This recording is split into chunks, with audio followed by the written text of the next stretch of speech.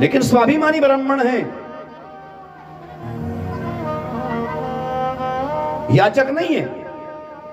और जो कथा आपने सुनी है कि सुदामा जी गरीब है, दरिद्र है, मैं निवेदन करना चाहता हूं, ब्राह्मण कभी दरिद्र नहीं होता, कभी गरीब नहीं होता। ब्राह्मण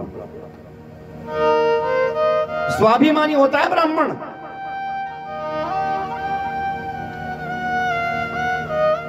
सुदामा जी भी, और भागवत में दरिद्र शब्द नहीं है, गरीब शब्द नहीं है, ब्रह्मविद शब्द आया है भागवत में सुदामा जी के प्रति, ब्रह्मविद। और भगवान द्वारिकाधीश भगवान कृष्ण के जो सखा हो वो क्या दरिद्र हो सकते हैं? लेकिन दरिद्रता क्यों आई, इस विषय पर निवेदन करके आगे बढ़ेंगे। बस मित्रता की परिभाषा अगर कोई है जिसने आदर्श स्थापित किया है, मित्र होने का एक फर्ज निभाया है, तो फर्ज निभाया है सुदामा जी ने।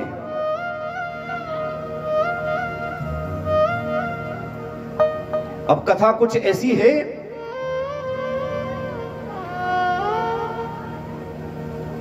कृष्ण जी और सुदामा जी उज्जैन सांदीपनी आश्रम से जब लकड़ी काटने जाते थे, समीधा लेने, तो गुरु माता ने कुछ चने दिए थे पोटली में बांधकर। कथा सुनी है सभी ने? चने की पुट्टल दे दी कि जाओ ये ले जाओ, और दोनों बराबर बराबर खा लेना।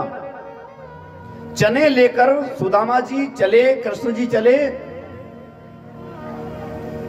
और जब पानी गिरा, बहुत ज्यादा पानी की बरसात हुई, उस पानी की बरसात के समय ठंड लगने लगी, तो एक वृक्ष पर सुदामा जी और कृष्ण जी चढ़ गए वृक्ष के ऊपर। अब जब भूख लगने लगी तो सुदामा जी वो सारे चने खा गए। ये सुना है आपने सबने? भगवान कृष्ण ने पूछा कि क्यों सुदामा, ये तेरे कट कट कट कट की आवाज क्यों आ रही है? क्या चने खा रहा है क्या? सुदामा जी झूठ बोल गए कि नहीं नहीं कन्हैया, मैं चने नहीं खा रहा हूं, ये तो ठंड के कारण मेरे दांत बज रहे हैं, इतनी तेज ठंड लग रही है। ये जवाब दिया था सुदामा जी ने, सबको पता। अब वो सुदामा जी ने चने क्यों खाए, विषय ये है। और एक सच्चा मित्र कैसा होता है, ये भी सिद्धांत दिया है कि ब्राह्मण सिर्फ स्वाभिमानी हो सकता है, ब्राह्मण कभी गद्दार नहीं हो सकता, कभी नहीं हो सकता। जो मिलेगा उसमें संतुष्ट हो जाएगा ब्राह्मण। लेकिन कोई जबरदस्ती अगर ब्राह्मण को झुकाना चाहे ना, तो ब्राह्मण टूट जाएगा, लेकिन वो ब्राह्मण कभी झुकेगा नहीं, कभी नहीं झुकेगा। स्वाभिमान है उसका, और ये अभिमान नहीं है, अभिमान नहीं है ये, कोई ब्राह्मण नहीं झुकता है तो ये उसका स्वाभिमान है। और ब्राह्मण को सिर्फ स्वाभिमान से ही प्रेम है। और जो जो ब्राह्मण से टकराया है, आपको सबको पता है, ये कौरवों का नाश हुआ, कंस का नाश हुआ, यदुवंश समाप्त हो गया पूरा दुर्वासा ऋषि के श्राप से। तो ब्राह्मण का वरदान भी कभी झूठा नहीं होता, वो फलीभूत होता है, और ब्राह्मण का श्राप भी फलीभूत होता है। सुदामा जी ने मित्रता निभाई, क्योंकि वो चने की जो पुट्टल थी ना, वो क्या है, मैं निवेदन करना चाहता हूं कि चने की पुट्टल क्या है। वो एक बहुत गरीब ब्राह्मणी थी, अकेली थी, खाने पीने का कोई साधन नहीं था, 3 दिन से वो भूखी थी, 3 दिन हो गए थे कुछ खाए को। अचानक कहीं से उसको एक मुट्ठी चावल मिल गए, चने मिल गए। वो चने जैसे ही उस ब्राह्मणी ने देखे तो मानो खजाना मिल गया हो उसको कि आज मैं चने खा लूंगी, 3 दिन की भूख मिट जाएगी।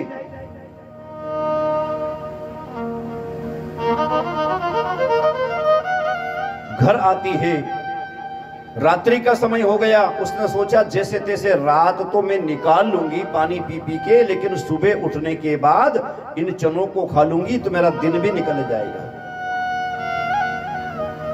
वो चने रख दिए उसने छिपा के एक जगह। फिर सोचा उसने कि कहीं ऐसा ना हो ये चने कोई ले चले भाग जाए, क्योंकि सब कुछ था उस चने में उसका, तो उसके प्राण थे उस चने में। उसने वो चने अपने माथे के नीचे रख लिए और रात में अचानक नींद लग गई। अचानक चोर घुस जाते हैं उसमें, उस कुटिया में। सब तरफ ढूंढा, कुछ नहीं मिला। गरीब ब्राह्मणी थी, विधवा थी। चोरों ने देखा हो सकता बुढ़िया अपने सिरहाने कुछ लेके सो रही हो, खजाना हो इसके पास। तो जैसे हाथ धीरे से चोरों ने उस पुट्टल तक बढ़ाया जहां चने की पोटली लगी थी, उस पोटली को धीरे से खींच ली। उनको लगा हीरे मोती है इसमें। कपड़े में बांध के सो रही थी बुढ़िया, बहुत समझदार है, चतुर है। वो चोर चुरा कर लेकर गए। अचानक राजा के सैनिक लोग वहां से निकले, चोरों को देखा, उसके पीछे पड़ जाते हैं।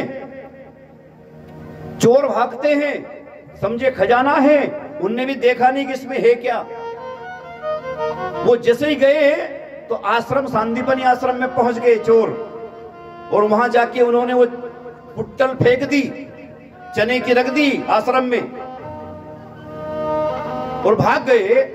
सुबह है जब गुरु माता उठती है तो गुरु माता ने देखा कि यार ये चने की पुट्टल है क्या नहीं, देखो खोलकर। तो मेले कुचेले कपड़े में देखा तो चने थे उसमें। वही चने फिर बांध दिए गुरु माता ने। और कृष्ण जी और सुदामा जी जब जंगल में लकड़ी लेने जा रहे थे तो गुरु माता ने सोचा चने हैं, इन बच्चों को खाने में काम आ जाएगा, लो बेटा ये चने लेकर जाओ और जब भूख लगे दोनों बराबर बराबर खा लेना। वो चने सुदामा जी के हाथ में आए ऐसे, जैसे ही सुदामा जी के हाथ में वो चने की पोटली आई और एकदम झटका लगा सुदामा जी को। अब मर्म देखना कथा का। वो ब्राह्मणी जो भूखी थी 3 दिन से, उसके प्राण बसे थे उस चने के अंदर। वो चने ही सब कुछ थे उसके लिए।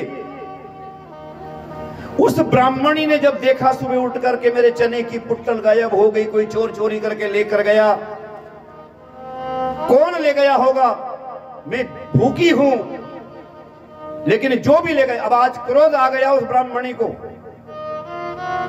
कि मैं भूखी थी 3 दिन से, वो चने खा के मैं मेरा एक दिन गुजार देती, लेकिन वो चने भी कोई चोरी करके लेकर गया। मैं श्राप देती हूं, जो भी उन चनों को खाएगा वो भिखारी हो जाएगा, दरिद्र हो जाएगा, अन्न नसीब नहीं होगा।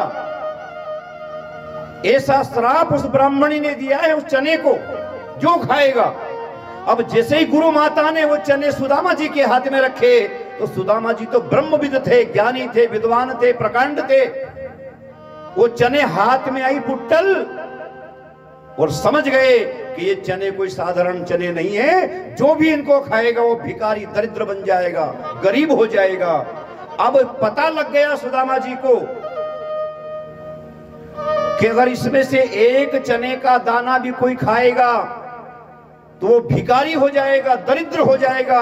और मेरा मित्र है मेरा कृष्ण कन्हैया, अगर एक भी चना इसने खा लिया तो ये गरीब हो जाएगा, दरिद्र हो जाएगा। मैं ब्राह्मण हूं और कृष्ण मेरा मित्र है, इसलिए मुझे पता लगा है तो मैं अपने मित्र के साथ कभी दगाबाजी नहीं करूंगा।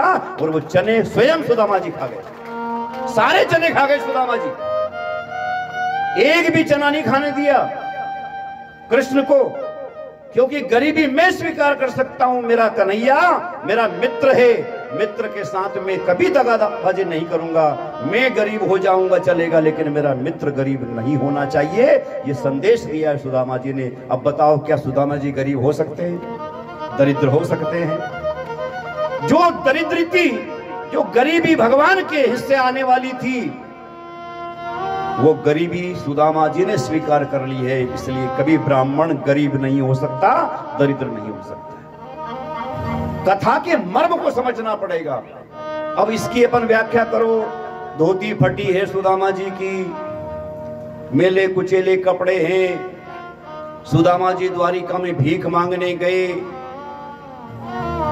द्वारिका के द्वारपालों ने भगा दिया,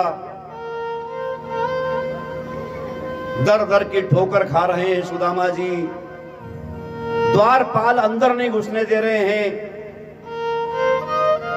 ये सब विषय हो सकते हैं लेकिन कथा का मर्म नहीं हो सकता। लेकिन कभी सभी मैं भी निवेदन करता हूं, स्वीकार लोग करते भी हैं, प्रसंग तो ऐसे आ सकते हैं, बहुत गाया मैंने मलपुरा में कि द्वारपाल मिल नहीं रहे, भगवान को अंदर जाने नहीं दे रहे हैं, तो वो क्या कहता है सुदामा, आइए विनोद थोड़ा सा, भाव अलग है उसके। कैसे कहते थे सुदामा जी, हम तेरे शहर में आए हैं,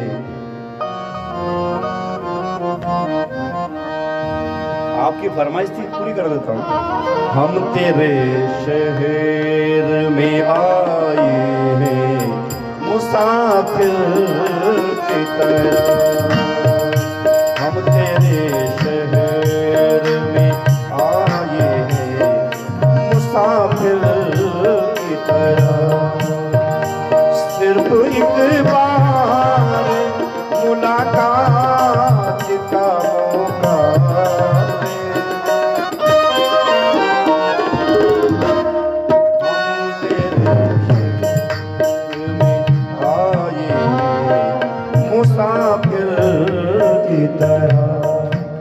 भाव देखना, ये भाव है भगवान के प्रति सुदामा जी का कि एक बार मिलने का नहीं है, मैं तुझसे कुछ मांगने नहीं आया, मुझे धन दौलत नहीं चाहिए, मैं तो तेरी भक्ति का दीवाना हूं, तू मेरा मित्र है, सखा है, सिर्फ एक बार मिल लेगा तो समझ लो मुझे करोड़ों रुपए का धन मिल गया, संपदा मिल गई।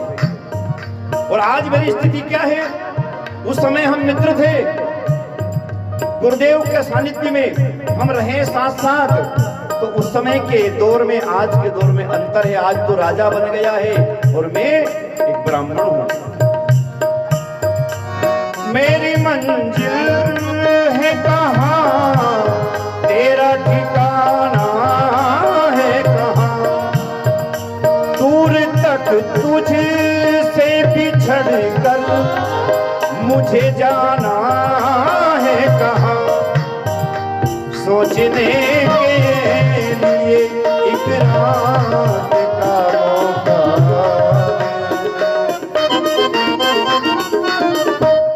हम तेरे शहर में आए मुसाफिर की तरह।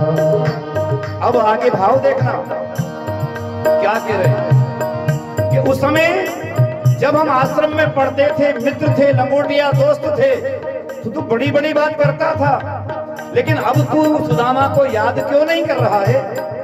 ये भक्त के भाव है भगवान के प्रति। देखना, कभी सभी भक्त भी नाराज हो जाता है भगवान से, भक्त भी नाराज होता है। और सुदामा क्या कह रहे हैं, भूलना था तो ये इकरार किया ही क्यों था, बेवफा तूने मुझे प्यार किया ही क्यों था, सिर्फ दो चार सवालात का मौका दे, हम तेरे शहर में आए मुसाफिर की तरह, मुसाफिर की तरह, मुसाफिर की तरह। और जिसे सुदामा जी से मिलना होता है उस समय